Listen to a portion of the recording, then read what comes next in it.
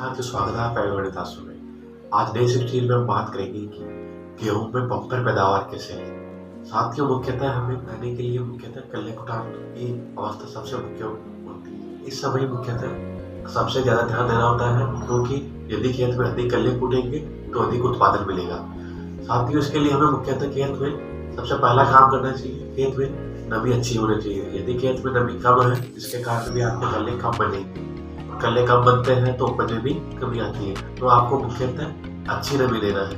साथियों, ध्यान रहे कि खेत में पानी भराव की समस्या ना हो। कल्ले बनते हैं वो पानी के साथ लग के गल जाते हैं। साथियों, हमें दूसरा ध्यान देना है, इस समय मुख्यतः नाइट्रोजन फर्टिलाइजर का यूज करना है। इसके लिए आपको मुख्यतः यूरिया का यूज में लेना है। यूरिया का आपको 1 एकड़ में 1 बैग की आवश्यकता होगी। इससे आपको पौधे को नाइट्रोजन मिलेगी और अच्छी वानस्पतिक वृद्धि होगी। और तीसरा ध्यान रखना साथियों, कहता है आपको 30 से 35 दिन में कहता है खरपतवारों को नियंत्रण करना है, जिससे आपके खेत में खरपतवार और गेहूं के बीच में कॉम्पिटिशन कम हो है। इसकी वजह से आपके खेत में अत्यधिक कल्ले बनेंगे।